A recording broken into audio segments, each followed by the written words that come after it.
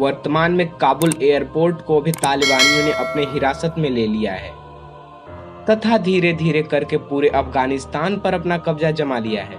आज के इस एपिसोड में हम तालिबान के बारे में जानेंगे कि इनका उदय कैसे हुआ, इनमें सामाजिक प्रतिबंध क्या है तथा तालिबानियों द्वारा लागू किया जाने वाला शरिया कानून क्या है, और साथ में यह भी जानेंगे कि इन्हें अफगानिस्तान पर कब्जा करने के लिए किन किन देशों का सहयोग प्राप्त हुआ। तो चलिए शुरू करते हैं। पहली बात तो तालिबान एक सुन्नी इस्लामिक आधारवादी आंदोलन है। इसकी शुरुआत 1990 के दशक से हुई थी। शुरुआत में यह सिर्फ दक्षिणी अफगानिस्तान तक ही सीमित थी।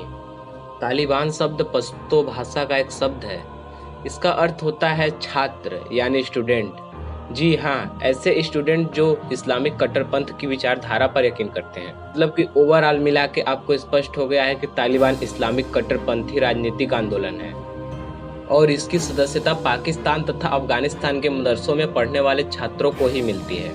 देखिए, यहीं से तालिबान पाकिस्तान संबंध के सबूत मिलने लगे हैं। अभी आगे और ऐसे सबूत मिलेंगे जो ये जाहिर करेंगे कि पाकिस्तान ने किस तरह से तालिबानियों का साथ दिया।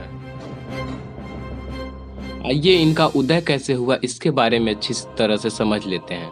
1990 के दशक में जब सोवियत सेना अफगानिस्तान से वापस जा रही थी तब इनका उदय हुआ था। उसी समय हो रहे पश्तून आंदोलन के सहारे तालिबान ने अफगानिस्तान में अपनी जड़ें जमा ली थी, जिस आंदोलन का उद्देश्य था कि लोगों को धार्मिक मदरसों में जाना चाहिए। और आपको पता होना चाहिए कि इन मदरसों को खर्च सऊदी अरब द्वारा दिया जाता था।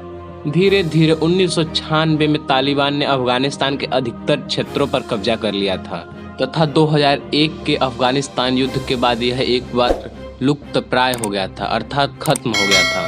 परंतु 2004 के बाद इसने दक्षिणी अफगानिस्तान तथा पश्चिमी पाकिस्तान में अपनी गतिविधियां बढ़ाई तथा फरवरी 2009 में इसने पाकिस्तान की उत्तरी पश्चिमी सरहद के करीब स्वात घाटी में पाकिस्तान सरकार के साथ एक समझौता किया, जिसके तहत वे लोगों को मारना बंद करेंगे और इसके बदले उन्हें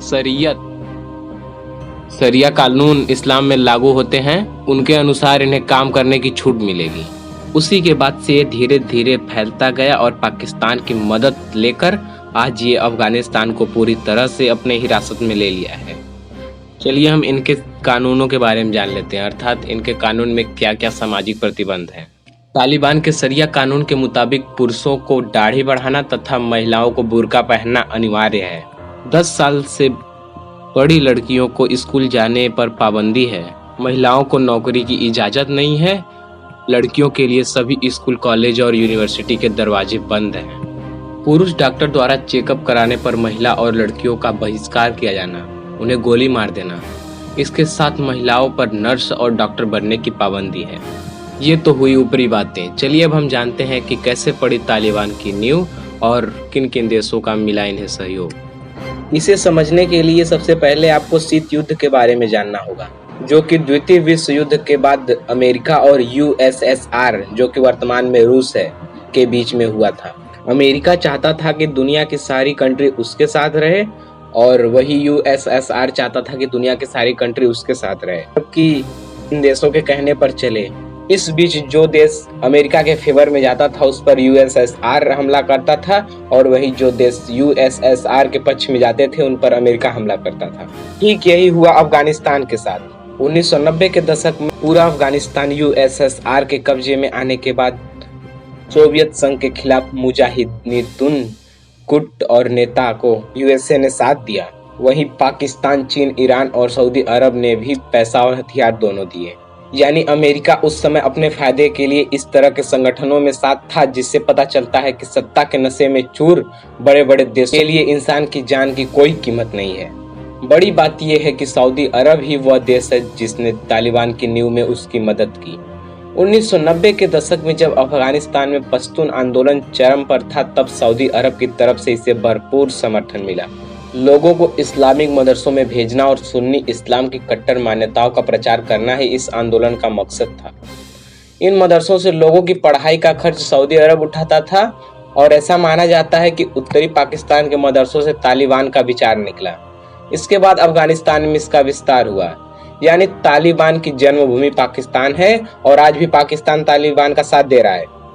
इस पश्तून आंदोलन के बाद मुजाहिदीन गुटों से अलग पहचान मिली। तालिबान ने अफगानिस्तान और पाकिस्तान के कुछ हिस्सों में शांति, सुरक्षा और शरिया कानून की स्थापना का वादा करके सत्ता के लिए एक नया संघर्ष शुरू किया और वर्ष 1996 आते आते ही तालिबान ने काबुल पर कब्जा कर लिया।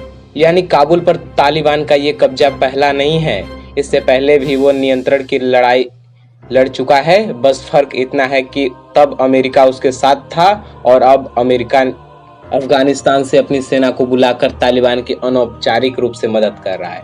जिस तरह तालिबान को शुरुआती में अमेरिका से समर्थन मिला, ठीक उसी प्रकार मुस्लिम देशों से भी समर्थन मिला। धीरे धीरे 2001 आते आते इन आतंकवादी संगठन अल कायदा ने अमेरिका के वर्ल्ड ट्रेड सेंटर पर हमला किया। तब अल कायदा को ओसामा बिन लादेन की अफगानिस्तान जमीन से ही ऑपरेट करता था। यही वजह है कि जिस तालिबान को अमेरिका पैसा और हथियार दोनों देता था, उसके खिलाफ उसने युद्ध छेड़ दिया और ये संघर्ष 20 वर्षों तक चला। वर्तमान में अमेरिका ने भी अफगानिस्तान से अपनी सेना बुला ली है, वहाँ के लोगों को शैतानों के हवाले छोड़ दिया है। इस पूरी कहानी से हमें एक ही चीज समझ में आती है कि अमेरिका और अन्य सभी पावरफुल कंट्री ने अपने फायदे के लिए तालिबानियों का साथ लिया, उन्हें बढ़ाया और अफगानिस्तान को तबाह कर दिया। मिलते हैं नेक्स्ट एपिसोड में, तब तक के लिए धन्यवाद।